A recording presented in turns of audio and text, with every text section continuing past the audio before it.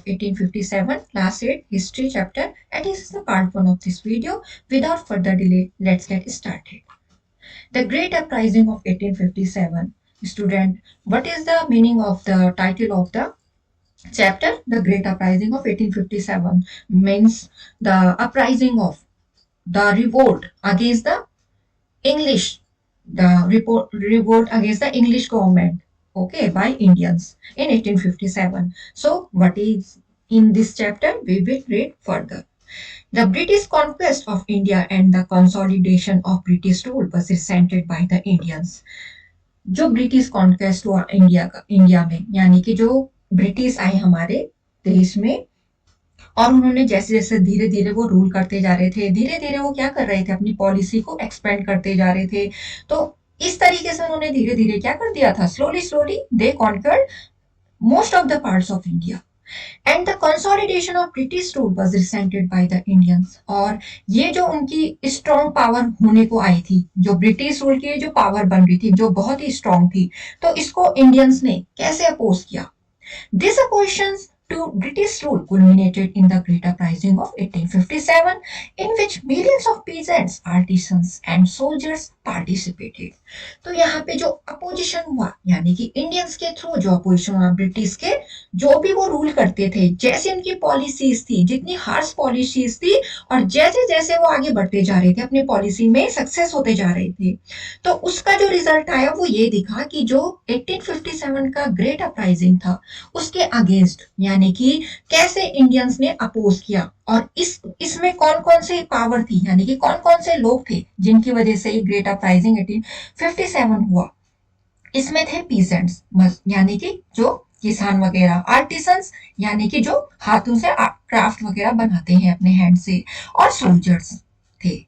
It shook the British government to its very foundation, और इसने हिला दिया ब्रिटिश गवर्नमेंट, यानी कि जो ब्रिटिश गवर्नमेंट थी जो हमारे देश में आई थी और जिसने इतनी हार्श पॉलिसी लाई थी और सब लोगों के साथ इनइक्वालिटी कर रहे थे वो, और अपना रूल क्या करना चाहते थे, एक्सपेंड करना चाहते थे, ठीक है। तो इसने उसको हिला दिया।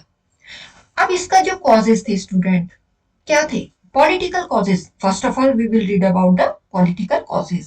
The British policy of control and gradual extension of the native Indian states was one of the major grievances of the Indian rulers. अब यहाँ पे जो ब्रिटिश की पॉलिसी थी, कैसी पॉलिसी थी उनकी? हम सब पे अपना कंट्रोल करने की, यानी कि वो जो भी करेंगे हम उसको एक्सेप्ट करेंगे, और धीरे धीरे ये जो इंडियन स्टेट्स हैं इनको क्या कर लेंगे, जीत लेंगे। और यही जो इंडियन रूलर्स का था वो मेन क्या था, दुख था कि कैसे ये क्या कर रहे हैं, अपनी पॉलिसी एक्सपेंड कर रहे हैं, अपनी पावर एक्सपेंड कर रहे हैं, किसी को गलत कह दे रहे हैं, और क्या हो रहा है, धीरे धीरे लोगों को अपनी तरफ क्या कर दे रहे हैं, झूठ बोल के, ठीक है, और हार्श पॉलिसी अपने आके क्या कर रहे हैं, लोगों को अपनी तरफ करते हैं, और किसी को क्या कर रहे हैं, झूठ झूठ बोलने पे लगे हुए हैं कि इन्होंने ऐसा कर दिया, वैसे कर दिया, और उनके जो स्टेट्स वगैरह हैं उनको इन्होंने हथिया लिया धीरे धीरे। तो ये क्या था, इंडियन रूलर्स का दुख था। Ever since the Battle of Plassey, the East Indian Company's territorial power increased rapidly. अब आपने इससे पहले जो British impact and there policies में पढ़ ली होंगे, I hope, battle of Plassey. तो बैटल ऑफ प्लासी किस किस के बीच था? सिराजुद्दौला जो बंगाल के लास्ट नवाब थे, और जो ब्रिटिश इंडियन कंपनी, यानी कि जिसमें क्या था, ये रॉबर्ट क्लाइव है ना, तो इसने लेड किया था। तो स्टूडेंट यहाँ पे क्या हुआ था, जो ईस्ट इंडिया कंपनी है वो तो जीत गई थी ना, वो कॉन्क्योर हो गई थी। तो यहाँ पे उन्होंने यहाँ से अपना क्या कर दिया, अपना रूल स्टार्ट करने लग गए वो। तो यहाँ पे क्या हुई थी, सिराजुद्दौला की हार हुई थी, जो लास्ट नवाब थे बंगाल की। तो वहां से उन्होंने शुरुआत की, इन्होंने ब्रिटिश गवर्नमेंट ने।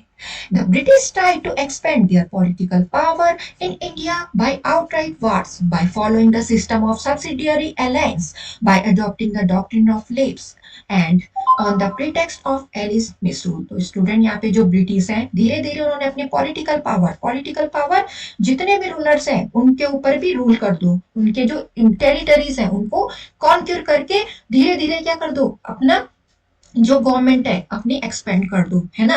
तो उन्होंने धीरे धीरे क्या की, वॉर्स की। अब आप देख लो, बैटल ऑफ प्लासी भी तो वॉर थी, है ना। और जो ये हुए सब्सिडियरी अलायंस हुए, तो इसमें क्या हुआ, जो ब्रिटिश ईस्ट इंडिया कंपनी है और जो इंडियन प्रोविंशियल स्टेट थे, ठीक है, तो जो इंडियन थे उन्होंने अपनी क्या कर दी, इंडियन किंग ने अपनी सोवेनिटी को लॉस कर दिया, यानी कि जो उनके अंडर में रहे होंगे, जो उनके स्टेट्स वगैरह रहे होंगे, जो उनके प्रोविंसेस रहे होंगे, तो वो उनको भी क्या कर दिया, अपने अंडर में ला गए, अपने रूल में ला गए, ठीक है। और doctrine of lapse, doctrine Loops यानी कि अगर किसी किंगडम में उसका जो हायर हायर यानी कि उनका उत्तराधिकारी नहीं है, अगर उनका बेटा वगैरह नहीं है, तो वो ब्रिटिश के कंट्रोल में आ जाएगा, ठीक है। And on the pretext of Ellis misrule, यानी कि कहीं पे ये ठहरा देना कि ये जो राजा है ये अपनी जो काम है वो ढंग से नहीं कर रहा है और ये यहाँ पे गलत है। तो ऐसे ऐसे करके उन्होंने जो पॉलिसी थी, ये जो वॉर थी, ये इन्होंने स्टार्ट की इसकी, और जहां पे जीते उन्होंने वो प्रोविंसेस अपने अंडर में कर दिए। उन रूलर्स जब डिफीट हो गए तो उनसे उनका जो स्टेट है वो ले लिए।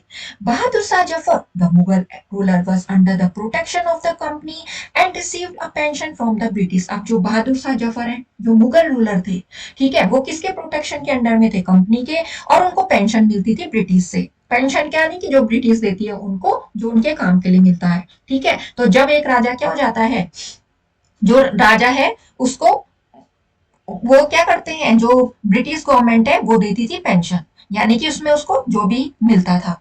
Lord Dalhousie announced that successor of Bahadur Shah Zafar would not be permitted to use the red fort as their palace. अब जो लॉर्ड डलहौजी आए, ठीक है, तो इन्होंने ये अनाउंस कर दिया कि जो बहादुर शाह जफर के सक्सेसर होंगे, उत्तराधिकारी होंगे, उनको परमिट नहीं किया जाएगा जो रेड फोर्ट है वो उनको उनका राजमहल बनाने के लिए, पैलेस बनाने के लिए। तो अभी तक तो ठीक है, पर जो उनके सक्सेसर होंगे उनको परमिशन नहीं दी जाएगी, ठीक है, रेड फोर्ट को यूज करने के लिए। तो ये किसने बोल दिया था, लॉर्ड डलहौजी ने बोल दिया था। तो यहाँ पे आपके पास जीनत महल और बहादुर शाह जफर की पिक दे रखी है। They were required to shift to a place near the Qutub Minar, और वो ये चाहते थे कि वो जो उनकी जगह है उसको शिफ्ट कर दे, यानी कि जिस जगह पे रह रहे होंगे वो आगे और बढ़े और कुतुब मीनार के नजदीक शिफ्ट हो जाए, ठीक है। Lord Canning announced that after the death of Bahadur Shah, his successors would not be allowed to use imperial titles with their names। और जो लॉर्ड कैनिंग है उन्होंने अनाउंस कर दिया कि जब बहादुर शाह की डेथ हो जाएगी उसके बाद जो उनके सक्सेसर है उनको ये जो इंपीरियल टाइटल, अब इंपीरियल टाइटल क्या होते थे स्टूडेंट, जैसे आपने बालाजी राव फर्स्ट सेकंड ऐसे करके सुना है ना, तो जो राजा थे उनपे जो उनके सक्सेसर होते थे उनके उसमें ये जोड़ दिया जाता था, या उनको टाइटल दिए जाते थे जिससे वो पहचाने जाते थे कि वो इस राजा की क्या है, बिलोंग करते हैं इससे प्रोविंसेस से। तो जो उनके हायर वगैरह है उनको ही मिलता था ना, ये जो सक्सेसर है उनको मिलता था ना ये टाइटल। तो जो लॉर्ड कैनिंग है उन्होंने बोला कि जो बहादुर शाह की जब डेथ हो जाएगी तो उनके सक्सेसर को ये इंपीरियल टाइटल नहीं दिया जाएगा, यानी कि ऐसा नहीं हो जाए, ऐसा नहीं बोला जाएगा कि बहादुर शाह के बेटे तो इनका नाम उनसे क्यों शाह सेकंड अगर नाम रखें तो ये नहीं क्या किया जाएगा, अडॉप्ट नहीं किया जाएगा, यानी कि ये आगे आप इसको यूज नहीं कर पाएंगे। This decision of the British hurt the feelings of the Muslims. अब ये जो डिसीजन था ब्रिटिश का, इसने क्या कर दिया, मुस्लिम को हर्ट कर दिया। अब क्योंकि बहादुर शाह जफर क्या थे, मुस्लिम थे, तो मुस्लिम लोग क्या हो गए, गुस्सा हो गए इस बात से। Consequently Zeenat Mahal the wife of Bahadur Shah began plotting against them. और अब जो जीनत महल है यानी कि जो बहादुर शाह की वाइफ थी, उन्होंने धीरे धीरे क्या कर दिया, उनके अगेंस्ट में गई, वो कुछ उन्होंने सोचा। Nana Saheb was the adopted son of Bajirao second. अब यहाँ पे जो नाना साहिब है वो अडॉप्टेड सन थे बाजीराव सेकंड के, यानी कि जिनको बोला गया लास्ट पेशवा के, ठीक है।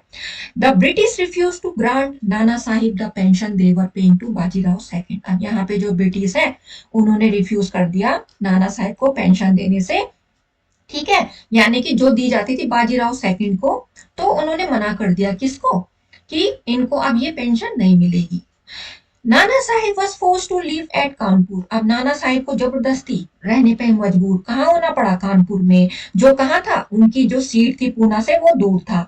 This was widely resented in the Maratha region, और ये भी अपोज किया गया मराठा रीजन में कि ये ऐसा कैसे कर रहे हैं ब्रिटिश। तो आप देख रहे हैं कि यहाँ पे जो ब्रिटिश गवर्नमेंट है वो कैसे कैसे अपनी पॉलिसीज कैसे कैसे लोगों को क्या कर दे रही थी, हर बात पे जो भी उनको ऑफेंसेस थे, जो भी उनको क्या थे टाइटल गिवन थे, जिसको जो पेंशन गिवन थी, वो धीरे धीरे क्या कर रही थी, उसको क्लोज कर रहे थे ये चीजें। रानी Lakshmibai of Jhansi became a bitter enemy of the British when her adopted son was not accepted as the heir to the throne by Lord Dalhousie under the policy of doctrine of lapse। अब जो रानी लक्ष्मीबाई है झांसी की, वो उनकी क्या थी, बहुत ही bitter enemy थी, यानी कि एक बोलते हैं ना कट्टर दुश्मन, तो वो थी ब्रिटिश की। अब देखो यहाँ पे डॉक्ट्रिन ऑफ लैप्स में क्या हुआ था स्टूडेंट, उसमें ये बोला गया था कि जिनके उत्तराधिकारी नहीं होंगे तो उनका स्टेट या जो भी प्रोविंसेस है वो ब्रिटिश के अंडर चले जाएगी, यानी कि वो रूल करेंगे। तो यहाँ पे जो रानी लक्ष्मीबाई है उनका जो एडॉप्टेड सन था, ठीक है, तो उसको वो जो ब्रिटिश गवर्नमेंट है उन्होंने बोला ये तो इसका एडॉप्टेड सन है, तो ये तो उसका उत्तराधिकारी नहीं हुआ क्योंकि ही इज नॉट हर सन, यानी कि वो उसका अपना बेटा तो है नहीं, उसने अडॉप्टेड किया है उसको। तो यहाँ पे जो लॉर्ड लॉर्ड डलहौजी है उन्होंने डॉक्ट्रिन ऑफ लैप्स की पॉलिसी अप्लाई कर दी, ठीक है। The prominent states which became victims to the doctrine of lapse were Satara, Jaipur, Sambalpur, Udaipur और नागपुर। और यहाँ पे जो इंपॉर्टेंट स्टेट थे जो पीड़ित थे इससे डॉक्ट्रिन ऑफ लैप्स वाली पॉलिसी थे जहाँ अप्लाई हो रही थी, तो वो इन स्टेट के नाम दिए गए हैं। The other Indian rulers who were not adversely affected became suspicious lest they should meet the same fate। और जो और रूलर्स थे वो भी घबरा गए, अब उन्होंने देखा वो भी डाउटिंग कंडीशन में थे, है ना, कि अब उनके साथ भी यही होने वाला है। The earlier rulers like the Mughals who had conquered India had in course of time settled in India। और जो पहले के रूलर्स थे जैसे कि मुगल्स थे जिन्होंने इंडिया पे अपना राज किया, आपने देखा इससे पहले कितने मुगल्स आए, है ना, और कुछ मुगल तो थे, कुछ मुगल यहाँ से लूट के ले गए, तो अलग अलग टाइप आपने इससे पहले जो चैप्टर है इसमें पढ़ लिया होगा, ठीक है। तो वो भी धीरे धीरे क्या हुए, सेटल्ड हुए, जो इंडिया में कुछ चले गए कुछ सेटल्ड हुए, उन्होंने किसी ने इंडिया जीत के गए यहाँ से कुछ खजाना लेके गए तो कोई यहीं सेटल हो गए, किन्होंने बहुत अच्छी अच्छी मस्जिद बनाई, बहुत अच्छे अच्छे आर्ट स्ट्रक्चर के काम किए, आपने देखा होगा अकबर, ठीक है, बाबर हो गए और Jahangir. The revenues they collected from the Indians were spent in India only. और जो भी उन्होंने रेवेन्यूज यानी कि जो मुगल्स आए थे, अब आपने ये जो इंग्लिश गवर्नमेंट देखी और ये जो मुगल्स है इनमें कंपैरिजन बता रहे हैं, मतलब एक तरफ से जैसे कि आपने जो मुगल्स देखिए बहुतों ने अपने हमारे इंडिया में आके जीता तो पर बहुत अच्छे काम किए, है ना। तो यहाँ पे जो उन्होंने रेवेन्यूज मिले उनको लोगों से जो उन्होंने कलेक्ट किए थे, है ना, अकबर ने तो बहुत सारे बंद भी करवा दिए थे, टैक्स क्लोज करवा दिए थे, है ना, है ना। जैसे कि जो यहाँ पे तीर्थ करने के लिए आएंगे उनको देना पड़ेगा, तो उन्होंने उसको क्या कर दिया था, बंद कर दिया था, क्लोज कर दिया था कि ये टैक्स नहीं लगेगा हिंदूज पे। तो जो रेवेन्यू उस टैक्स से मिलता था या जो भी उनकी पॉलिसी में थे जो रेवेन्यू कलेक्ट होते थे इंडियन से, वो इंडिया में ही उन्होंने स्पेंड किया, कुछ ना कुछ काम किया। पर ब्रिटेन यानी कि जो ये ब्रिटिश आए हमारे इंडिया में, ठीक है, तो इन्होंने इंडिया को ये फेल्ट कराया कि ये सच में ही कहाँ से आ रहे थे, इंग्लैंड से आ रहे हैं रूल करके। यानी कि जैसे आप इनकी पॉलिसीज देख रहे हो, जैसे आप इनकी क्या देख रहे हो, हार्श रियलिटी देख रहे हो, ठीक है, ये किस तरीके से क्या कर रहे हैं, सब जगह कोई भी पॉलिसी अप्लाई कर दे रहे हैं और वहां से वो उनके स्टेट वगैरह प्रोविंसेस वगैरह उनके अंडर अपने अंडर ले रहे हैं उनको, है ना। तो यहाँ पे आपने देख रहे होंगे कि ये लोग इंग्लैंड से आए थे, तो इंडिया ने ये सोचा, इंडियंस यानी कि जो यहाँ के लोग थे उस टाइम पे फेस कर रहे थे जो कंडीशन, उन्होंने ये सोचा कि लोग इंग्लैंड से आ रहे हैं तो ये देखो इनको, मतलब ये कैसे कैसे करके धीरे धीरे यहाँ रूल कर रहे हैं। India's wealth was being drain to England and not utilize for their welfare. अब जो मुगल्स आए उन्होंने तो यहाँ क्या किया, जो रेवेन्यूज वगैरह कलेक्ट थे उनको इंडिया में स्पेंड किया, यानी कि कुछ ना कुछ खर्च किया, कुछ बनाया। पर जो ये लोग थे कौन, ब्रिटिश, ठीक है, तो इन्होंने क्या किया, यहाँ से पैसे ले गए, है ना, जैसे कि यहाँ से कॉटन वगैरह ले जाते थे और अपने यहाँ उस पे उसको ज्यादा अमाउंट में बेचते थे, ये भी हमने पढ़ा था British policy and their impacts में, है ना। और अगर आपने इससे पहले ये चैप्टर नहीं देखा है तो मैंने उसको भी प्लेलिस्ट में जाके क्लास 8 हिस्ट्री आईसीएसई नाम से प्लेलिस्ट है, उसमें ये चैप्टर पढ़ा रखा है। तो यहाँ पे हमने ये पढ़ा था कि कैसे कैसे करके जो चीज उनके पास नहीं थी वो यहाँ से ले जाके वहां बेच रहे थे। पर जो उन्होंने यहाँ से रेवेन्यूज वगैरह या जो भी उनको पैसे मिलते थे, जो भी वो कलेक्ट करते थे, वो सब उन्होंने इंग्लैंड में जाके क्या कर दिया, उस वेल्थ को एक्सपेंड कर दिया, ठीक है, यानी कि उसको वहां क्या कर दिया, खर्च कर दिया, स्पेंड कर दिया, ठीक है। Some Indian states were brought under the British control without actually annexing them। और कुछ जो इंडियन स्टेट थे वो ब्रिटिश के कंट्रोल में, है ना, बिना जीते हुए आ गए, यानी कि उनको ज्यादा मेहनत नहीं करनी पड़ी उनको अपने अंडर लाने में। This was done by following the subsidiary alliance introduce by Lord Wellesley. अब इसको कैसे किया गया, सब्सिडियरी अलायंस को वो करके अप्लाई करके, ठीक है ना। तो यहाँ पे जो इंडियन किंग्स थे उन्होंने जैसे कि अपनी धीरे धीरे राज्य क्या कर दिए थे, लॉस्ट कर दिए थे, यानी कि उनके अंडर चले गए थे, वो ब्रिटिश गवर्नमेंट के अंदर चले गए थे। तो जो सब्सिडियरी अलायंस है वो कौन लाया इस पॉलिसी को? Lord Wellesley. In 1856, Lord Dalhousie annexed Awadh to the company's dominions on the pretext of Elizabeth's rule.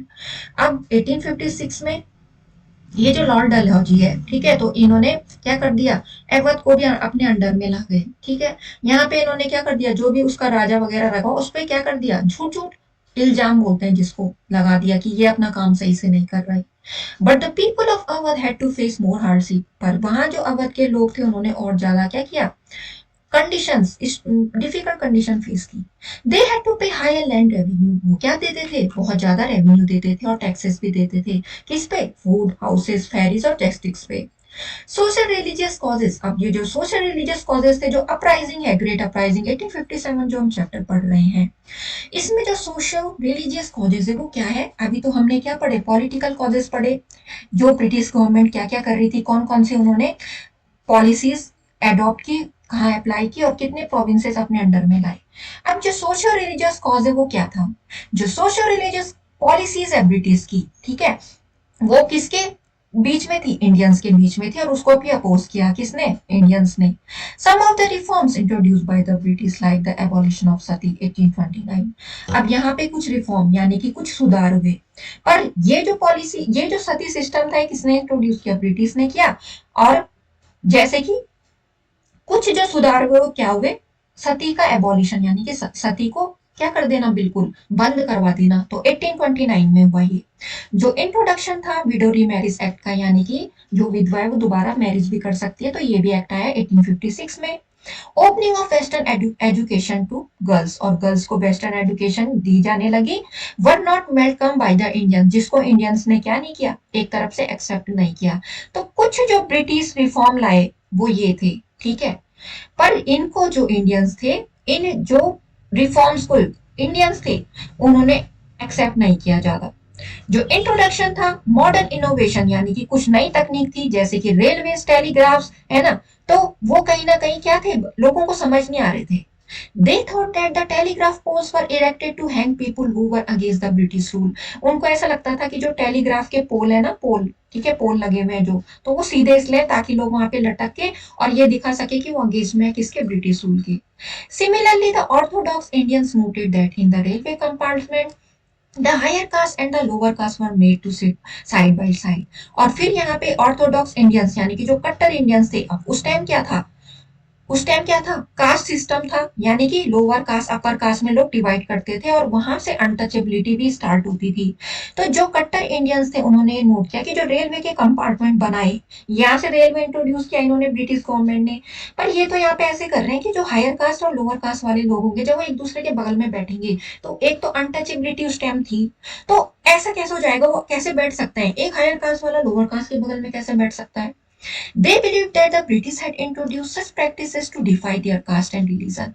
और यहाँ पे लोगों को लगा कि जो ब्रिटिश ये जो पॉलिसी ला रही है, ये जो काम कर रही है रिफॉर्म वगैरह के, ये क्या कर रही है, उनका कास्ट और रिलीजन को क्या कर रही है, धीरे धीरे डिमिनिश कर रही है, उनको कहीं ना कहीं डिस्टर्ब कर रही है। जैसे वो है वो वैसे ही थे सही, पर ये क्या कर रही है, उनको बिल्कुल ही खत्म करना चाहती है। ये ऐसे कर रही है कि रिलीजन और कास्ट दोनों को एक ही चीज में ला रही है, ठीक है। और जो कास्ट सिस्टम था उसमें क्या था, उसमें लोअर कास्ट लोगों को कई चीजें रेस्ट्रिक्शन पे थी, यानी कि वो ये नहीं कर सकते, यहाँ पे नहीं बैठ सकते, यहाँ नहीं रह सकते, यहाँ पे नजदीक में नहीं खड़े हो सकते, उनकी जॉब भी उसके अकॉर्डिंग डिवाइड थी, है ना। तो ये जो ऑर्थोडॉक्स इंडियंस थे वो ऐसा सोचते थे। तो ये थे social religious causes. British officers were rude and arrogant toward the Indians. अब जो ब्रिटिश ऑफिसर्स थे आपने देखा उनकी कैसी हार्श पॉलिसीज थी, कैसे नियम लाते थे वो, आपने आपने इनफैक्ट जो फिल्म देखी होंगी जो बेस्ड है हमारे फ्रीडम पे, है ना, तो आपने 1857 भी देखी होगी, ये जो इंडियन फिल्म बनी थी इस पे भी, तो देखा होगा आपने कि कैसे उनके एरोगेंट, मतलब कैसे वो रूड थे टुवर्ड्स इंडियंस की तरफ। They believed that they were superior to Indians and followed a policy of contempt toward the Indians. और वो ये इस बात पे बिलीव करते थे कि वो इंडियन से क्या है, बहुत ऊपर है, यानी कि वो इंग्लैंड से आ रहे थे तो उनके पास तो बहुत सोच है, आगे की सोच है, वो बहुत कुछ नया सोच सकते हैं, कर सकते हैं और कुछ भी कर सकते हैं यहाँ ना। जैसे जैसे वो सक्सेसफुल हो रहे थे अपनी पॉलिसी में।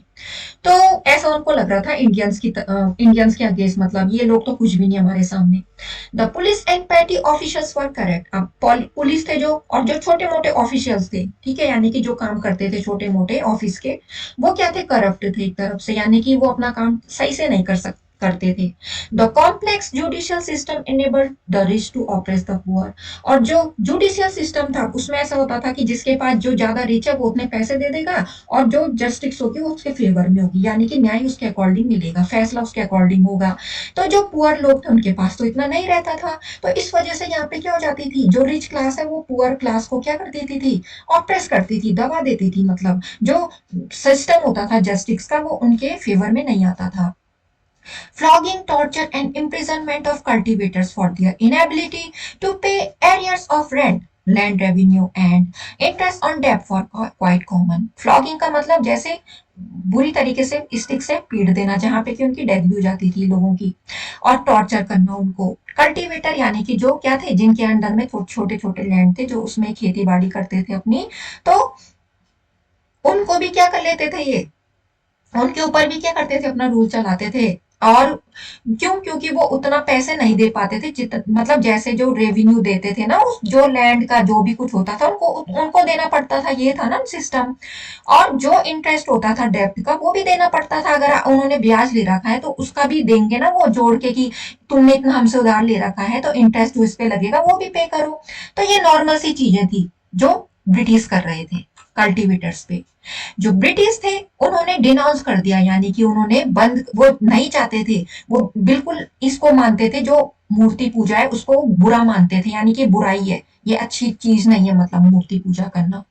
There was an increase both in the numbers and activities of the Christian missionaries. और इस वजह से क्या हुआ, जो क्या नंबर्स यानी कि जो इंक्रीज हुआ इस तरफ, और जो एक्टिविटी थी क्रिश्चियन मिशनरीज की वो इंक्रीज हो गई, क्योंकि जब उन्होंने भगवान की पूजा बंद, आइडल वर्शिप का मतलब मूर्ति पूजा को बंद करा दिया, तो वहां पे क्या हो गया, फिर जो एक्टिविटी थी क्रिश्चियन मिशनरीज की वो क्या होने लग गई, इंक्रीज होने लग गई, क्योंकि जो ब्रिटिशर्स थे क्रिश्चियनी, मतलब ये उसी को ही तो मानते थे, उस धर्म को। The Indians thought that government was supporting missionaries who would convert them to Christianity. अब यहाँ पे इंडियंस को लगा कि जो गवर्नमेंट है वो सपोर्ट कर रही है, यानी कि यहाँ पे तो एक्टिविटीज भी इंक्रीज हो गई थी क्रिश्चियन मिशनरीज की, है ना, वो जो कर रहे हैं वो सही है, और जो आइडल वर्शिप कर रहे हैं उन्होंने क्या कहा, ये बुरी चीज है। तो यहाँ से इंडियंस को ये भी लगा कि ये तो मिशनरी है, ये तो क्रिश्चियन लोगों को क्या कर रहे हैं, ज्यादा सपोर्ट कर रहे हैं, और ये चाहते हैं कि हम भी इस जो रिलीजन है इसको adopt कर लें। The Western system of education was introduced in a number of schools in India।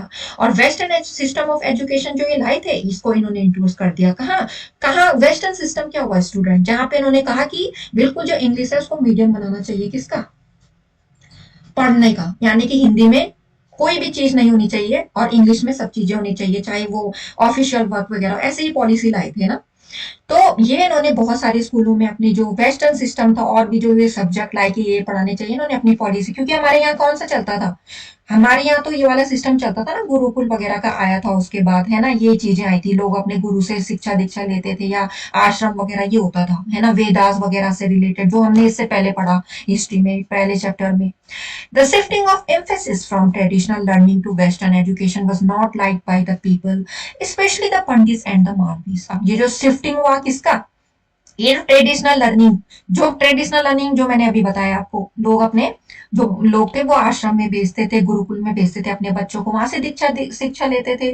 पर यहाँ पे जो इन्होंने वेस्टर्न एजुकेशन ब्रिटिश गवर्नमेंट ने अप्लाई की यहाँ, उसको लोगों ने लाइक नहीं किया, ठीक है, जो पंडित और मौलवी थे स्पेशली वो तो चाहते ही नहीं थे ये वेस्टर्न एजुकेशन को। They saw in it an attempt to discourage traditional Islamic and Hindu studies. और उन्होंने यहाँ पे देखा कि ये क्या कर रहे हैं, हमारे जो हम पढ़ाते हैं बच्चों को, यानी कि जो जैसे हमारे बच्चे अभी तक पढ़ रहे थे, तो ये इस्लामिक जो भी ट्रेडिशन पहले से आ चुका है और हिंदू स्टडीज का भी, इसको क्या कर रहे हैं, डिस्करेज कर रहे हैं। Religious sentiments of the Indians were hurt by the official policy of taxing lands belonging to temple and mosque। अब यहाँ पे क्या हुआ, जो इंडियंस उन्होंने देखा कि ये क्या कर रहे हैं, लैंड यानी कि जो मंदिरों का जमीन है, मंदिरों की जमीन है, मस्जिदों की जमीन है, उसमें भी क्या कर रहे हैं, टैक्स लगा रहे हैं।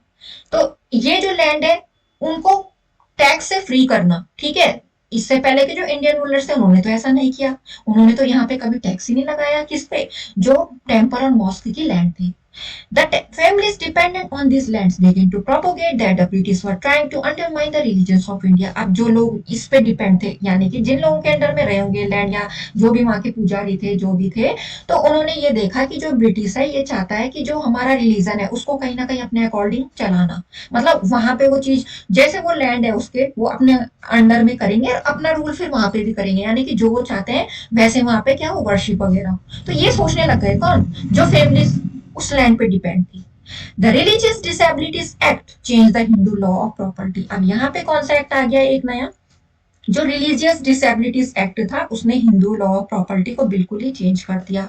इसमें क्या था कि it enabled a convert from Hinduism to the other religion to inherit the property of his father। अब यहाँ पे क्या था ये रूल, ये था कि हिंदू जो तुम्हारा धर्म है उसको किसी और धर्म में भी तुम क्या कर सकते हो, कन्वर्ट कर सकते हो, ताकि तुम्हें जो अपने, जो बोलते हैं ना अपने पूर्वजों की जमीन या प्रॉपर्टी, वो पाने के लिए। ये था ये religious disabilities act.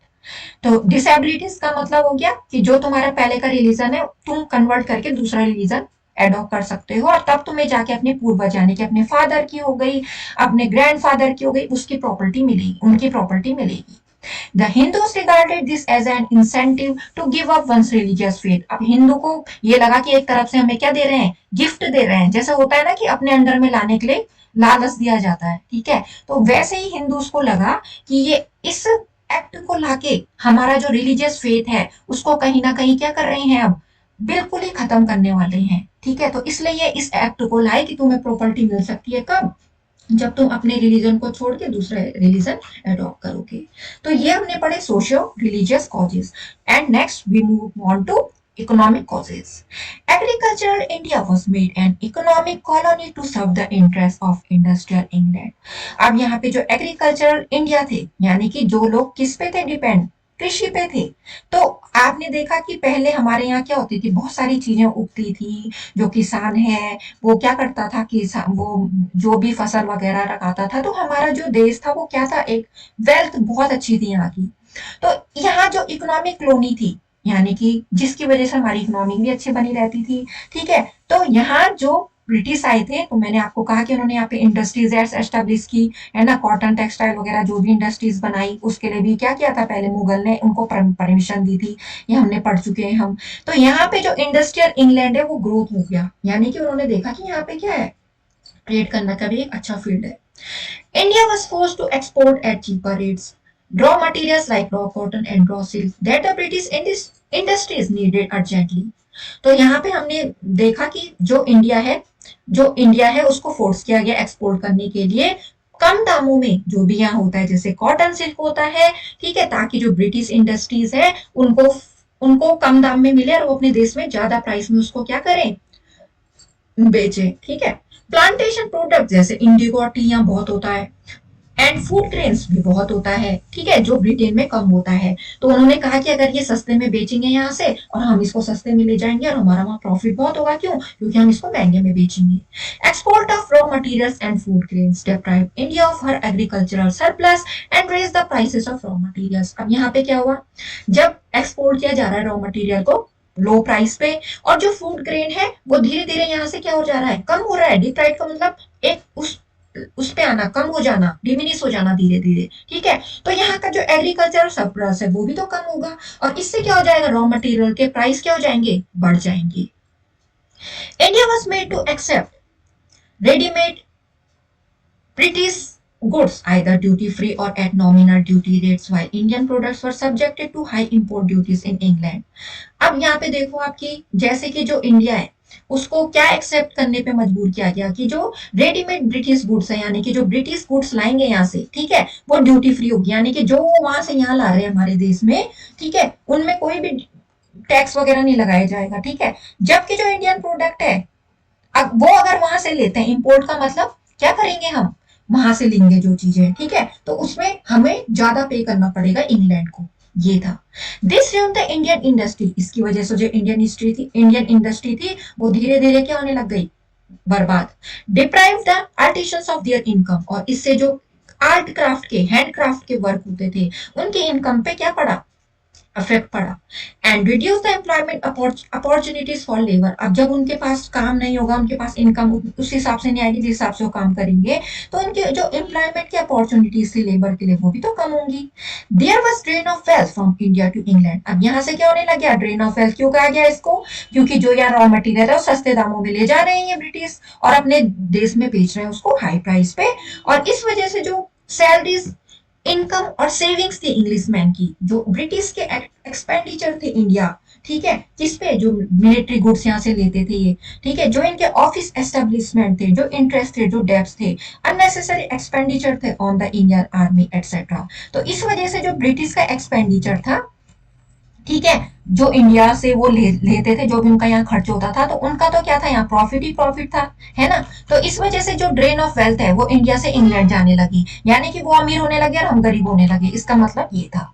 The art of spinning and weaving. अब आपने देखा होगा गांधी जी का चरखा, है ना, यहाँ जैसे यहाँ कॉटन का बहुत ज्यादा खेती होती थी, ठीक है, तो उस हिसाब से यहाँ क्या होता था, ये स्पिनिंग वाला काम, वीविंग बुनने वाला काम, which for ages had given employment, जो बहुत पहले से हमें क्या दे रहा था, एम्प्लॉयमेंट, यानी कि काम दे रहा था। बहुत सारे जो ये जो हैंड से करते हैं काम, इन्हीं को तो बोलते हैं आर्टिसंस, ठीक है, ये क्या होने लगे, एक्सटिंक्ट होने लगे। क्यों, क्योंकि जब वो यहाँ से ले जाने लगे तो हमारे पास बचेगा क्या बनाने को, है ना।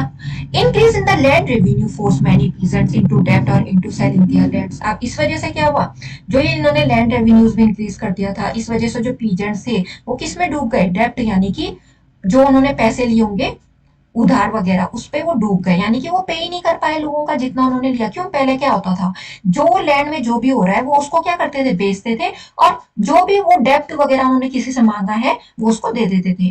पर जब वो उनके पास पैसे नहीं रहेंगे तो वो मजबूर हो गए अपने लैंड को सेल करने के लिए। जो traditional rulers had given financial support to scholar, preachers and man of art. जो ट्रेडिशनल रूलर्स थे उन्होंने क्या किया, स्कॉलर को, आपने देखा ना कि जहांगीर के टाइम पे आर्ट, कैसे आर्किटेक्चर का राइज हुआ, है ना। अकबर के टाइम पे कितने अच्छे अच्छे पोएट हुए, वो कविता सुनते थे, उनके टाइम पे जो आर्ट थी वो भी कितना इंक्रीज हुई एक लेवल पे, ठीक है। तो जो ट्रेडिशनल रूलर थे, जो इससे पहले के रूलर थे, उन्होंने या इसके स्कॉलर टीचर्स को, जो भी आर्ट्स वाला वर्क करते थे लोग, पेंटिंग्स वगैरह जहांगीर के रूल टाइम की, है ना, कितनी पॉपुलर हुई वो, उन्होंने उनको प्रेस किया, उनको आगे लाए, है ना। The coming of the British led to the decline of such rulers and gradually their patronage came to an end.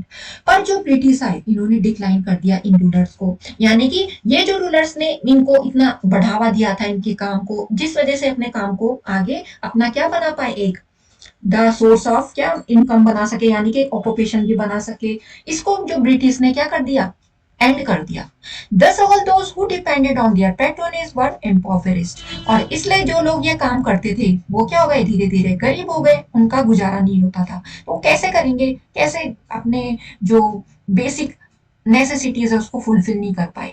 Indigo trade was highly profitable to the British. जो इंडिगो यहाँ होता था, और जो ब्रिटिश यहाँ से ले जाते थे अपने देश को और वहां ज्यादा प्राइस में बेचते थे, उसने उनको प्रॉफिट दिया ब्रिटिश को।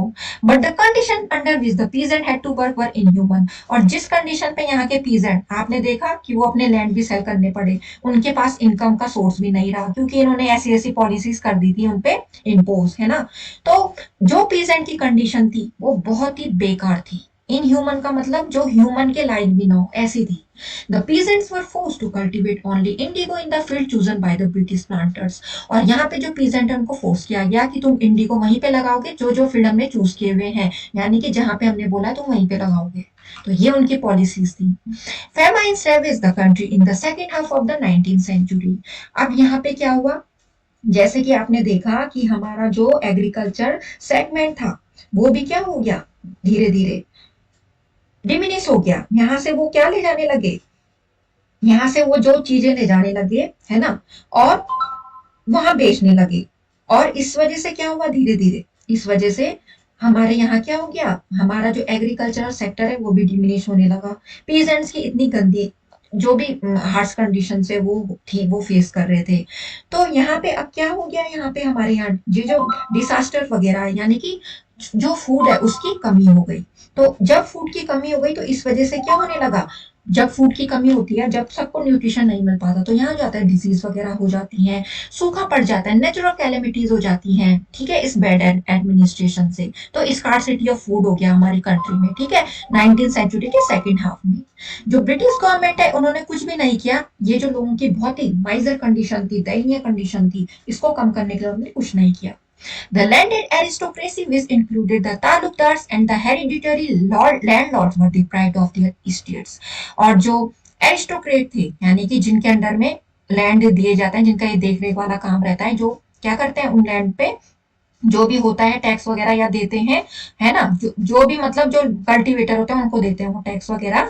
तो जो ताल्लुकदार होते हैं उसी लैंड से रिलेटेड हेरिडिटी लैंडलॉर्ड्स होते हैं, ठीक है, जो भी उनके पास स्टेट थे उनसे वो डिप्राइव यानी कि छीन लिए गए। These confiscated lands were sold by public auction to the highest bidders। और ये जो लैंड्स थे इनको पब्लिक ऑक्शन यानी कि इनकी बोली लगाई जाती थी और इनको अच्छे प्राइस पे क्या किया जाता था, बेचा जाता था, है ना। जो जितने प्राइस पे बोलेगा यानी कि जितना क्या होगा उसका प्राइस होगा, जितना जो ज्यादा बोलेगा वो उनको दे देंगे, ये था, ठीक है। तो ऐसी उसकी प्रॉपर्टी क्या हो जाती थी, किसी और को दी जाती थी। This drove the landed aristocracy to poverty without benefiting the peasantry which suffered under the weight of exorbitant land revenue। और यहाँ पे जो प्रॉपर्टी थी किसकी, जो वो लोग थे पीजेंट से जो उस पे काम करते थे, पहले तो उनको भी दिया जाता था, है ना, जो थोड़ा क्या करते थे उनको देते थे और थोड़ा वो उनको मतलब अपने पास भी रखते थे। पर यहाँ पे क्या हुआ, सीधा एरिस्टोक्रेट को जाने लगा, तो इस वजह से वो क्या होने लगे, उनकी कंडीशन वो सफर करने लगे इन चीजों को। और जैसे कि वो लैंड रेवेन्यू देते थे तो इस वजह से क्या होने लगे, जो उनको ज्यादा दाम में वो लैंड रेवेन्यू देना लगा, यानी कि जितना उनको देना पड़ता था उससे कम उसमें प्राइस में। तो इस वजह से क्या हो गए, वो उन्होंने जो गरीबी है उसको फेस करने लगी, ठीक है, जो उनका लैंड है वो ज्यादा अमाउंट पे जाएगा अगर, और उनको उस लैंड के लिए कल्टीवेटर को ज्यादा पैसे देने लगे तो कहां से लाएंगे। Military causes, Indian soldiers were poorly paid. अब यहाँ पे मिलिट्री कॉजेज पढ़ेंगे हम कि ये जो 1857 का ग्रेट अपराइजिंग था इसमें मिलिट्री कॉजेज क्या थे। Indian soldiers were poorly paid, ill fed and badly housed. Indian soldiers, ठीक है, उनको अच्छा पेमेंट नहीं मिलता था, यानी कि जो जॉब करते थे जैसे पेमेंट मिलता है ना नौकरी पे, उनको अच्छी पे नहीं मिलती थी। इल फेड यानी कि उनको खाने पीना भी कुछ खास नहीं, और हाउस रहने के लिए भी अच्छे नहीं। British military authorities forbid the sepoys from wearing caste or sectarian marks, beards or turbans, and they showed disregard for the sentiments of the sepoys। और जो ब्रिटिश मिलिट्री अथॉरिटीज थे उन्होंने मना कर दिया सिपाही को कि वो क्या नहीं करेंगे, ये जो कास्ट और ये सेक्रेटरियन मार्क्स है ये पहनेंगे नहीं, ठीक है। और दाढ़ी और टर्बन को यानी कि जिस हिसाब से जो पहना वो पहनते थे अपनी कास्ट के अकॉर्डिंग, और जो मार्क्स रखते थे, जो चीजें रखते थे दिखाने के लिए कि हम इस कास्ट से बिलोंग है, वो नहीं करेंगे वो, ठीक है, वो पगड़ी भी नहीं रखेंगे, दाढ़ी भी नहीं रखेंगे। They so disregard for the sentiment of the sipahis. और उन्होंने ब्रिटिश ने क्या किया, वो जो भी ये चीजें करते थे उनकी तरफ से उनका क्या था, एक वो वाला नजरिया नहीं था देखने का, जैसे होता है कि ये चीज होनी चाहिए, ठीक है। According to traditional belief it was a taboo for a Brahmin to cross the seize. और ये जो ट्रेडिशनल बिलीफ था, ये जो टैबू था किसके लिए, ब्राह्मण के लिए, कि वो क्रॉस करेंगे सीज को। The British parliament pass the general service enlistment act in 1857। अब यहाँ पे जो ब्रिटिश पार्लियामेंट है उसने पास कर दिया इस एक्ट को 1856 में। एज पर दिस एक्ट, इस एक्ट के अकॉर्डिंग जो इंडियन सोल्जर है उनको भेजा जाएगा ओवरसीज यानी कि समुद्र के मतलब समुद्र को क्रॉस करने के लिए, या जहां पे भी उनको ऐसा लगेगा हम इनको ड्यूटी पे भेजेंगे, ठीक है। पर ये जो ट्रेडिशनल बिलीफ था ये एक टैबू था, यानी कि जिसको गंदा माना जाता था, ऐसा नहीं माना जाता था कि ब्राह्मण को सीज क्रॉस करने के लिए भेजेंगे, ऐसा होता था पहले, टैबू था। पर इन्होंने इसको भी क्या कर दिया, तोड़ दिया, यानी कि ये जो एक्ट लाई इससे इन्होंने क्या किया, जो इंडियन सोल्जर है वो जाएंगे ड्यूटी पे ओवरसीज में। The Brahmin soldier saw in this a danger to their caste, और ब्राह्मीण सोल्जर ने देखा कि जो ब्राह्मीण सोल्जर भी थे उन्होंने देखा कि उनके कास्ट के लिए तो खतरा है, यानी कि वो लोग ऐसे तो करते ही नहीं थे काम। अब उन्होंने ये एक्ट बना दिया तो जो ब्राह्मीण सोल्जर है वो सोचने लगे कि ये अच्छा नहीं है उनकी कास्ट के लिए। All higher position in employment were reserve for the British, जितनी भी हायर पोजीशन थी एम्प्लॉयमेंट की, यानी कि जहाँ पे रोजगार दिया जाता था लोगों को, वो रिजर्व कर चुके थे ब्रिटिश अपने के लिए। और वो ये नहीं देखते थे कि हम किस तरीके से काम करें, हम लायक भी हैं उस पोस्ट के कि नहीं है, पर नहीं, हमने करना है, वो हायर पोजीशन पे तो हम काम करेंगे चाहे हमें आए ना आए। Even the Indian soldiers formerly occupying high position in the armies of native princes could not rise above the rank of a सूबेदार। और जो इंडियन सोल्जर्स हैं जो कि क्या थे, पहले जो हाई पोजीशन पे थे आर्मीज में, किस उस प्रिंसेस यानी कि जो भी उनको एरिया मिला हुआ था, वो सूबेदार की रैंक से ऊपर नहीं जा पाए। और ये जो ब्रिटिश थे इन्होंने अपनी रैंक अपने अकॉर्डिंग बनाई थी, चाहे इनको काम आए ना आए। The future of the Indian soldiers was bleak, अब यहाँ पे जो इंडियन सोल्जर्स का फ्यूचर था वो बहुत वीक हो गया था, ठीक है, क्योंकि उनके प्रमोशंस नहीं हो पा रहे थे। जैसे जैसे जॉब में प्रमोशंस होते हैं तो पेमेंट भी इंक्रीज होता है, आपको और भी अलाउंस मिलते हैं, पर यहाँ पे नहीं था ऐसा। The Indian soldiers were required to serve in areas away from their homes without extra payment and additional bhatta, foreign service allowance। और यहाँ पे जो इंडियन सोल्जर्स थे उनको ऐसे एरियाज में भेजा जाता था जो उनके घर से बहुत दूर हो, उनको एक्स्ट्रा पेमेंट भी नहीं मिलता था वहां, और भत्ता भी नहीं, भत्ता यानी कि रहने खाने का जो भी चीजें। The post office act of withdrew the privilege of free postage enjoyed by सिपाहीज। और जो पोस्ट ऑफिस एक्ट आया, ठीक है, उसने क्या किया, जो उनको प्रिविलेज मिलता था फ्री पोस्टेज का, यानी कि उसमें पैसे नहीं पड़ेंगे जो भी तुम्हें पोस्ट करना हो, जो भी चीजें पोस्ट करनी हो, तो इस वजह से वो सिपाही ने क्या किया, उसका बहुत अच्छा यूज किया, ठीक है। All higher position in employment were reserve for the British, ये तो मैंने पढ़ा दिया था। Places of strategic importance like Delhi and Allahabad had no British armies, और जो जगह थी स्ट्रेटेजिक इंपॉर्टेंस यानी कि जैसे कि दिल्ली बहुत बड़ा इलाका और बहुत सारी प्रोविंसेस, इलाहाबाद वहां कोई भी ब्रिटिश आर्मी नहीं थी। वर वोली held by the Indian soldiers, और उसमें केवल इंडियन सोल्जर्स ही थे, यानी कि जिन्होंने उसको क्या करते थे, जो उसको अपनी देख रेख में देखते थे यहाँ। Besides England was engage in several wars outside India, और ऐसा क्यों था, क्योंकि जो इंग्लैंड था वो इंगेज था बहुत सारी वार में इंडिया के बाहर में, जैसे कि जो पर्शियन ईरानियन वार थी, क्रीमियन वार हुई उस टाइम, चाइनीज वार हुई, तो इसमें तो इस वजह से जो दिल्ली वगैरह यहाँ नहीं थे ब्रिटिश आर्मी, तो यहाँ इंडियन सोल्जर्स को मौका मिल गया काम करने का। Indian soldiers had the feeling that British were in difficulty, अब इंडियन सोल्जर को लगा कि जो ब्रिटिश है वो डिफिकल्टी में है, and the safety of her Indian empire, और जो भी उनकी सेफ्टी है इंडियन एम्पायर की वो अब उन्हीं पे डिपेंड है। They were therefore determined to strike at them at a suitable time, अब उनको ऐसा लगा कि ये तो बिजी हो रखे हैं बाहर की वार में, यानी कि जो आउटसाइड इंडिया हो रही है वार उनमें बिजी है, तो अच्छा मौका है कि इन पे धावा बोल दो, यानी कि अटैक कर दो। The British Army suffered major reverses in the First Afghan War 1838 to 42, in the Punjab Wars 1845 to 49, and in the Crimean War 1853 to 56। जो ब्रिटिश आर्मी थे उन्होंने बहुत सारे रिवर्सेस देखे, किसमें, फर्स्ट अफगान वार हुई जो जो इतने में भी, और पंजाब वार्स भी और क्रीमियन वार भी। This broke the myth that the British were invincible, और यहाँ पे जो ब्रिटिश का भ्रम था एक कि वो कभी क्या नहीं हो सकते, हार नहीं सकते, वो यहाँ पे टूट गया, क्योंकि यहाँ पे उन्होंने क्या किया, they face the defeat. It further revealed to the Indian soldiers that the British army could be defeated by the determined Indian army। और इस वजह से इंडियन सोल्जर्स को लगा, मतलब एक तरफ से इंडियन सोल्जर्स पे भी कॉन्फिडेंस आ गया कि हम लोग भी इस ब्रिटिश आर्मी को हरा सकते हैं, जब ये लोग हरा सकते तो हम नहीं हरा सकते। The wages of the Indian soldiers for inadequate to support their families, अब जो वेजेस यानी कि जो उनको पेमेंट मिलता था उस काम को करने का, जैसे सोल्जर्स को भी मिलती है ना सैलरी, तो जो सैलरी मिलती थी इंडियन सोल्जर्स को वो उनके लिए पूरी नहीं थी अपनी फैमिलीज को सपोर्ट करने के लिए। वहीं दूसरी तरफ जो ब्रिटिश सोल्जर्स थे उनको बहुत ज्यादा क्या, उनसे 8 गुनी सैलरी ज्यादा मिलती थी इंडियन सोल्जर्स के कंपैरिजन में। तो कितनी एक इनइक्वालिटी थी स्टूडेंट यहाँ पे। तो स्टूडेंट यहाँ पे मैं इस चैप्टर को यहीं तक पढ़ाऊंगी, और जो नेक्स्ट रिमेनिंग पार्ट है we will do in the next video, and from the next in the next video we start from immediate causes of the 1857। So student, I hope you will better understood the chapter, and see you in the next video. Thanks for watching.